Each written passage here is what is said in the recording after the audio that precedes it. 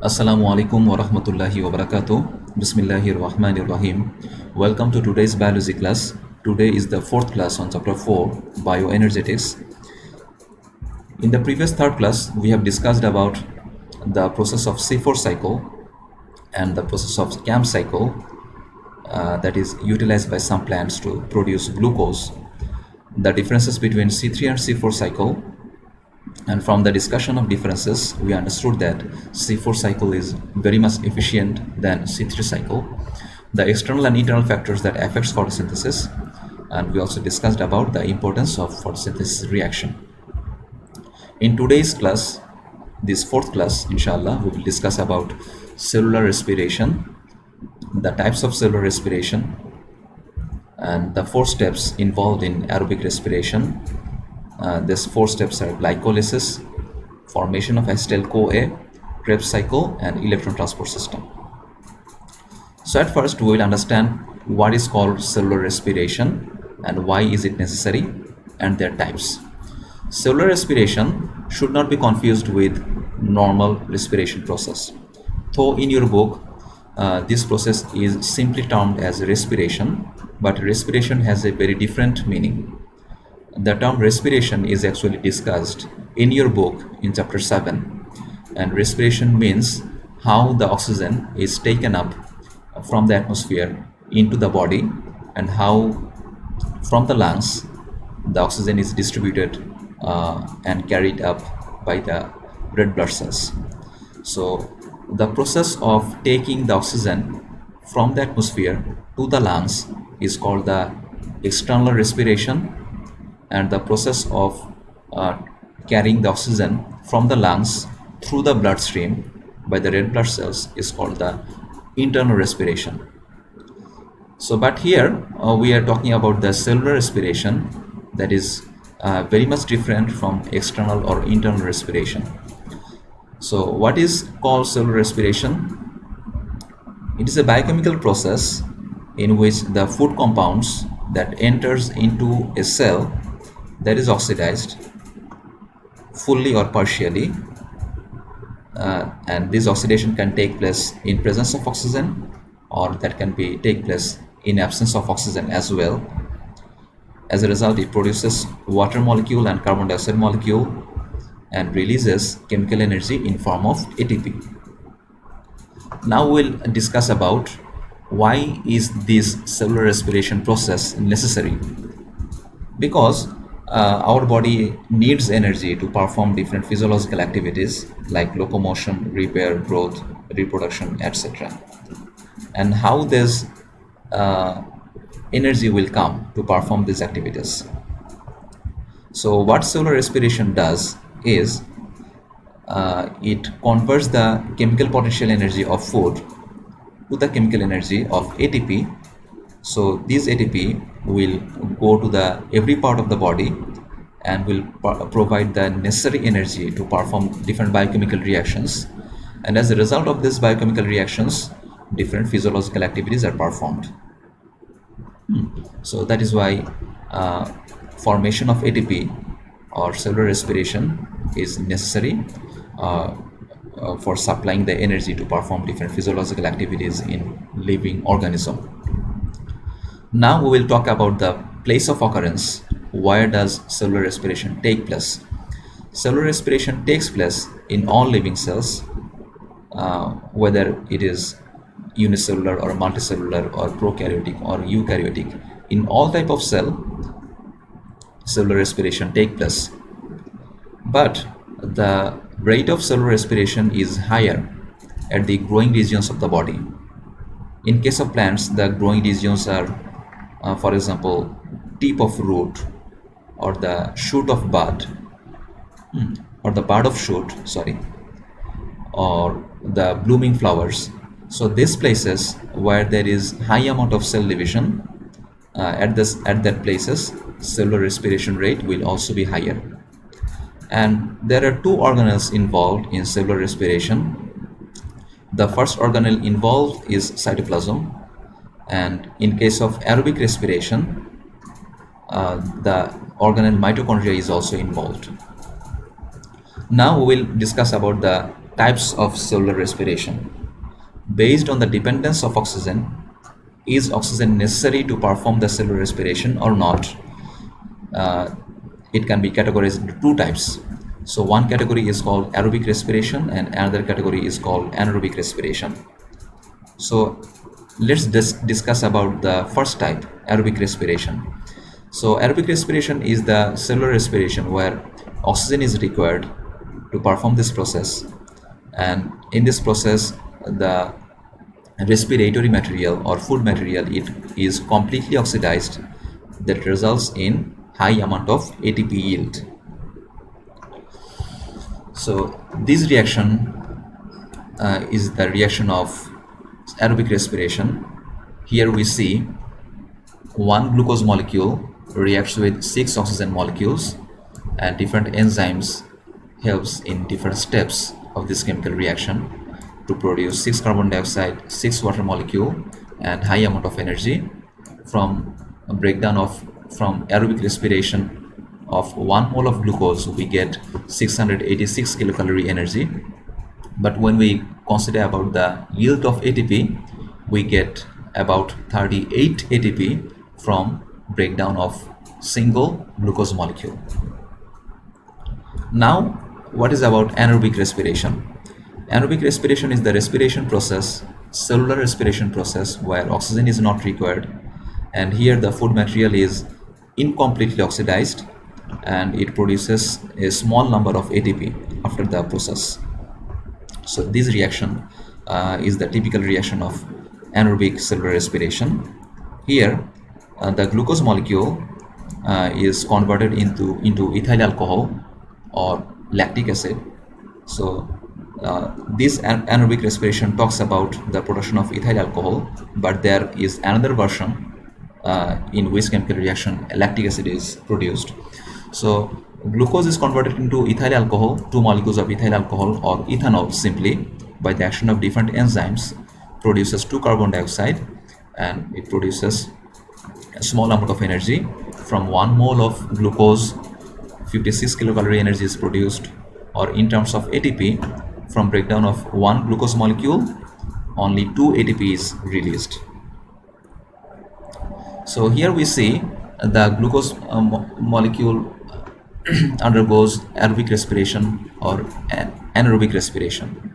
So we describe this process into a single step chemical reaction, but actually this aerobic or anaerobic respiration does not take place in a single step.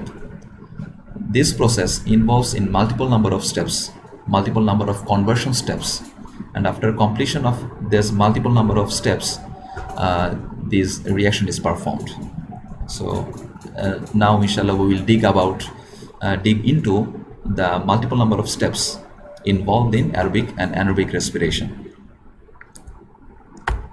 So at first we discuss the 4 main steps involved in aerobic respiration. The first step is called glycolysis, where the glucose molecule that enters into the cell.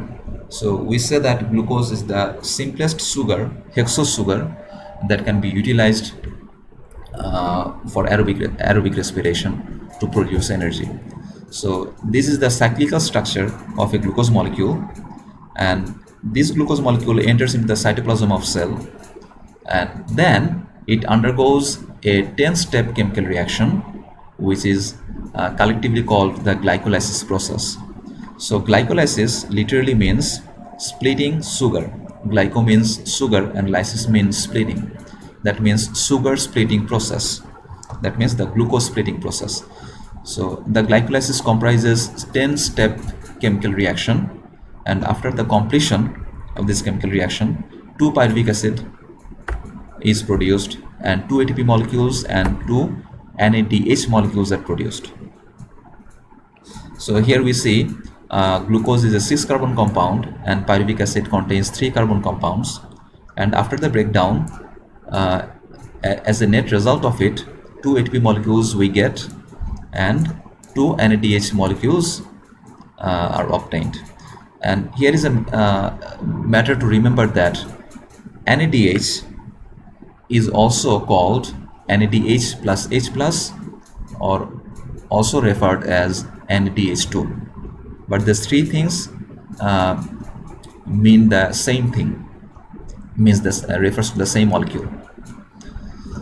So here we see the glucose molecule is broken down into two pyruvic acid molecule, but that is not fully oxidized. So what will happen, this pyruvic acid will go into the next step. This step is called the formation of acetyl-CoA. So what happens in this process, with this pyruvic acid molecules, an organic compound called coenzyme A or CoA is attached with the pyruvic acid molecule and produces two compounds, two molecules of acetyl-CoA, and by this process it also releases two carbon dioxide molecules and two NADH molecules. Here we see the pyruvic acid contains 3 carbon, but the acetyl-CoA contains 2 carbon. So why does the single carbon goes? The single carbon goes in form of carbon dioxide, and also a small amount of energy is released in form of a high energy compound NADH. Then this acetyl-CoA, so this formation of acetyl-CoA process takes place into the mitochondrial matrix, and then this acetyl-CoA will run through a cyclical reaction into a cyclical order of chemical reaction, which is called Krebs cycle. This process also takes place in the mitochondrial matrix, and this process is called Krebs cycle because the discoverer of this chemical cycle was a British scientist, Hans Krebs. So from his name, the cycle is named as Krebs cycle. But this Krebs cycle is also known as citric acid cycle because the first stable product produced in this process is citric acid.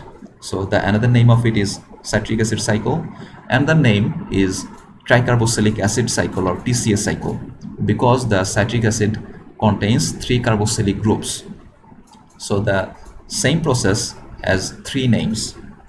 So after the completion of Krebs cycle, this acetyl-CoA is fully oxidized to produce 4 carbon dioxide molecules, and it also releases some high energy compounds like 2 molecules of GTP, 2 molecules of FADH2, and 6 molecules of NADH. So here we see after the completion of these 3 steps, we get only 2 molecules of ATP, which can be readily utilized by the cell to perform different chemical activities. But the most of the energy is retained in form of NADH, FADH2, and GTP, which cannot be readily utilized by the cell to provide energy. So what the cell can do is that it can utilize the energy of FADH or NADH, GTP to make ATP, so that all of the energy can be extracted and can be efficiently utilized. So using the FADH2 and NADH2 GTP, ATP can be made by a process called electron transport system. So the process electron transport system takes place in the inner membrane of the mitochondria, where there are different complex compounds present on the surface of inner membrane of mitochondria, which helps in the conversion of energy of FADH, NADH, and by converting this energy, they produce ATP. So as a result, all of the energy can be converted into form of ATP. So after the ETS process, what happens? We know there's 2 ATP molecules we get from the glycolysis doesn't need to go into conversion process, but the GTP formed during the Krebs cycle will result into the same number of ATP. Using the energy of GTP, the cell can obtain the exact same number of ATP molecules.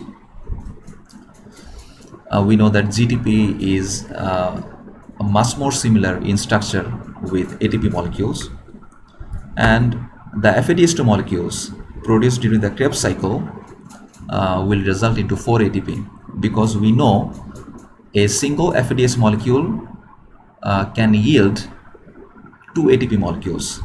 So by utilizing the 2 FADH molecule, the cell can produce 4 ATP molecules, and the 2 NADH we get will result in from the glycolysis process will result into 6 ATP, because using the energy of a single NADH, 3 ATP can be produced.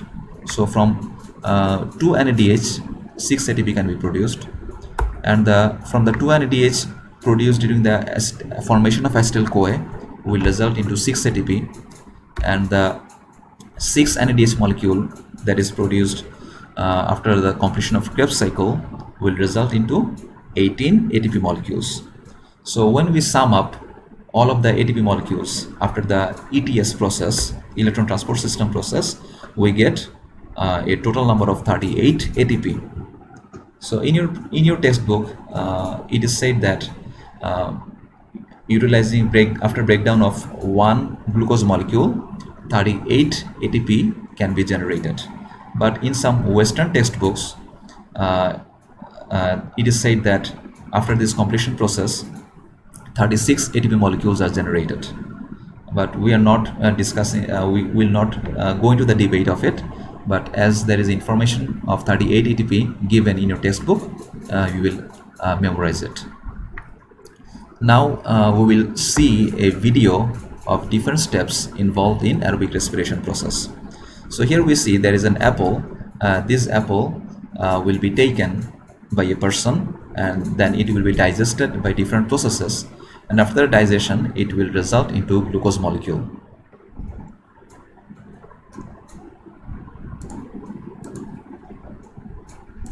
So glucose molecules are produced in the small intestine, and here there is the villi of our small intestine, where the digested glucose molecules penetrates through the cell layer of villi and then goes into the bloodstream.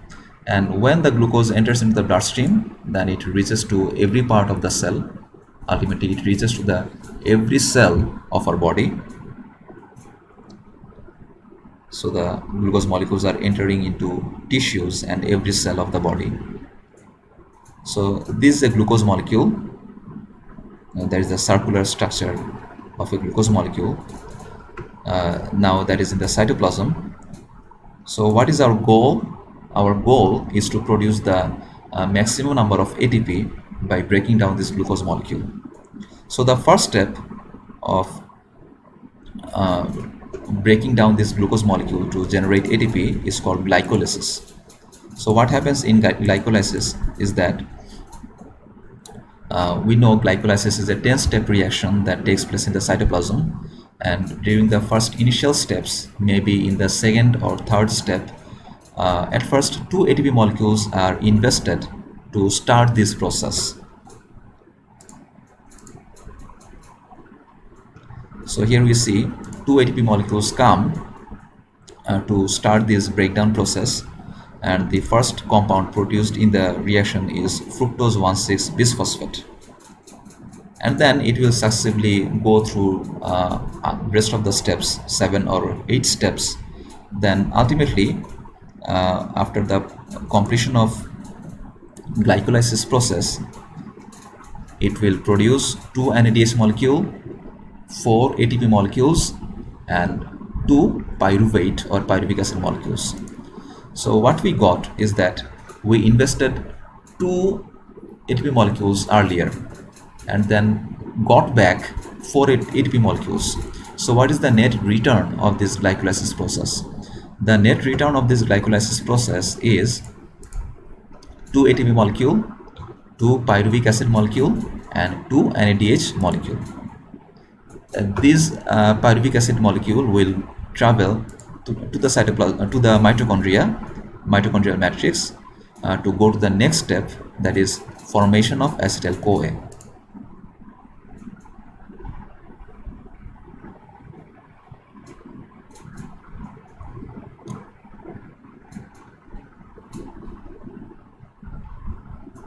So in the mitochondrial matrix, the pyruvic acid molecule will be combined with a organic compound called coenzyme A that is attached with CoA molecule, and then after this process it will produce two acetyl-CoA molecule, two NADH molecule, and two carbon dioxide molecule. Then these acetyl-CoA will run through a cyclical order of chemical reactions which is called Krebs cycle, as we have discussed about it earlier. So at the first step of this Krebs cycle, this acetyl-CoA is captured or received by a 4-carbon compound called oxaloacetic acid. So when these two molecules are combined, it produces a compound of 6 carbon that is called citric acid. So as the first product is called citric acid, that is why the another name of this process is called the citric acid cycle. That is also called tricarboxylic acid cycle because it contains 3 carboxylic groups. Then it undergoes different conversion processes, and at the different steps it produces NADH, GTP, FADH, and carbon dioxide. And after the completion of this cycle, it again regenerates into oxaloacetic acid. So when we consider two acetyl-CoA molecules will run through 2 Krebs cycles, and after this it will produce ultimately 6 NADH, 2 FADH2, and 2 GTP and 4 carbon dioxide molecules. By this process, the glucose molecule is fully oxidized into carbon dioxide. So here we see most of the energy is retained in form of NADH, FADH2, and GTP that should be converted into the energy of ATP. So this conversion process will run into the inner membrane of mitochondria. This process is called the electron transport system. So this is the inner membrane of mitochondria. Here we see there are a multiple number of spatial molecules that are called complex 1, complex 2, complex 3, and complex 4, and the last of it there is ATP synthase enzyme, and this is the inner membrane and there is the outer membrane, and the space between these two membranes is called the intermembrane space, and this is the mitochondrial matrix. So we will not learn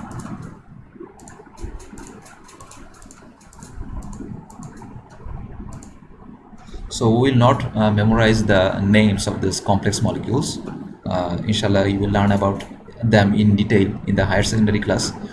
So what these molecules does is the complex 1 and complex 2 receive NADH and FADH and receives the electrons, high energy electrons from NADH and FADH2 molecules.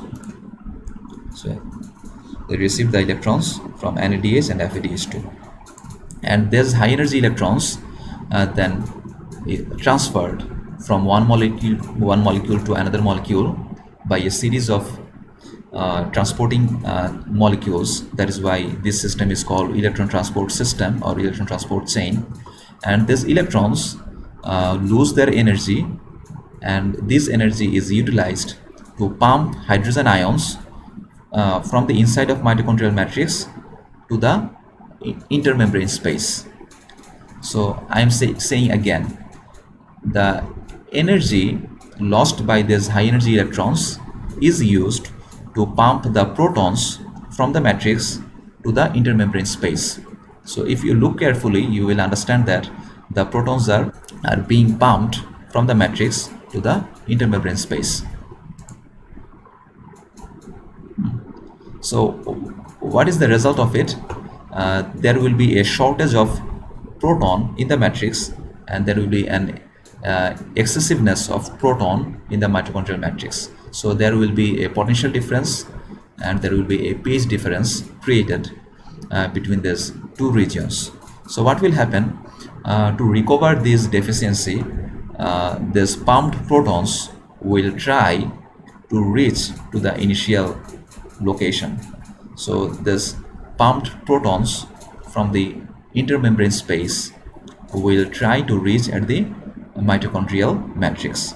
So these protons run through this enzyme called ATP synthase, and when protons run through this enzyme, it works like a rotor, and using the flow of proton energy, using the energy from the proton flow, this ATP synthase enzyme converts adenosine diphosphate into adenosine triphosphate. So this process of producing ATP is called phosphorylation, but that is called oxidative phosphorylation. That is not called photophosphorylation, because this process doesn't take place in presence of light, but this process takes place during the oxidation process of glucose molecules. So that is called oxidative photophosphorylation.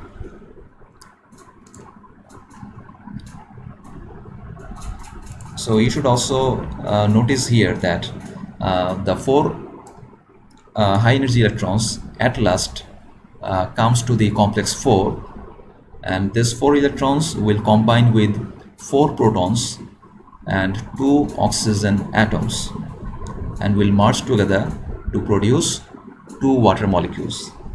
So this is the place where the oxygen we take is utilized to produce water molecule.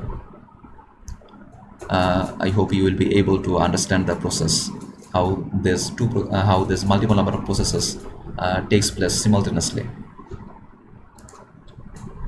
So the NADH and FADH releases their high energy electron, and the electrons lose their energy, and using the energy of electrons, protons are pumped from matrix to the intermembrane space, and these protons come back to the matrix, and in this time it runs the ATP synthase enzyme, and ATP synthase enzyme produces adenosine triphosphate molecule, and at the complex 4 electrons combine with protons and oxygen to produce water molecule.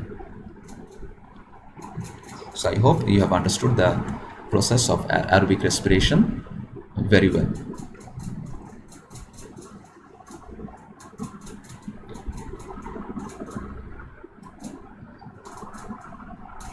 So as a summary of this process, we can say that when glucose enters into the cytoplasm, the first step is glycolysis.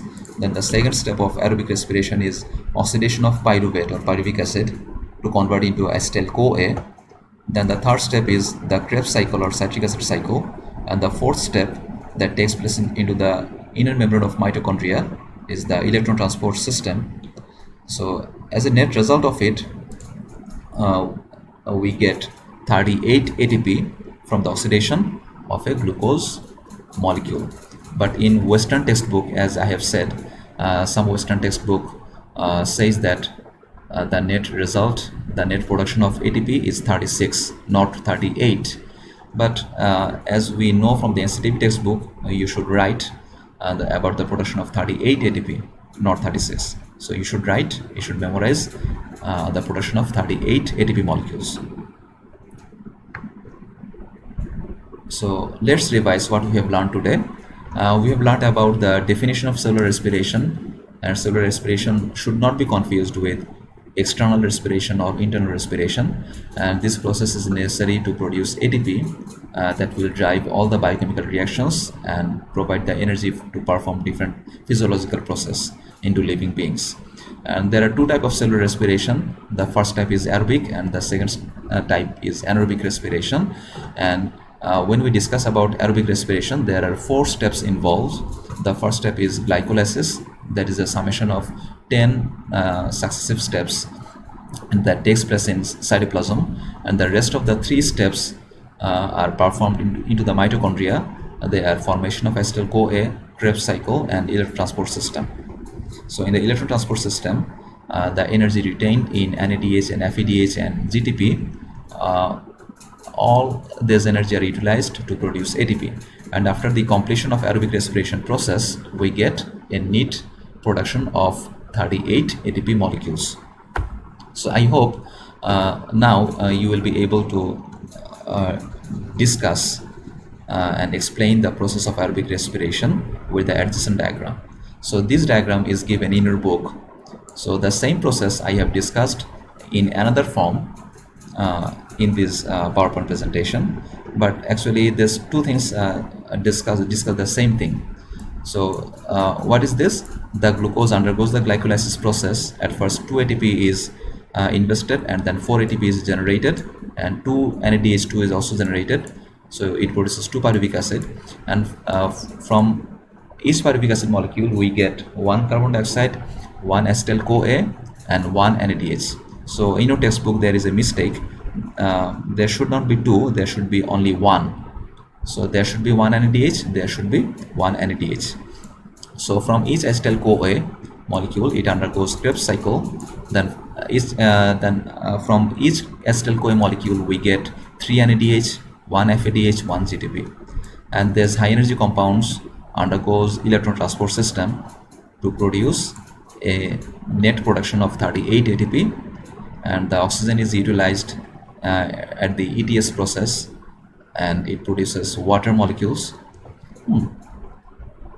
So I hope you can do your homework to explain the process of aerobic respiration with the adjacent diagram, inshallah. So today's class ends here. সবাই ভালো থেকো ইনশাআল্লাহ।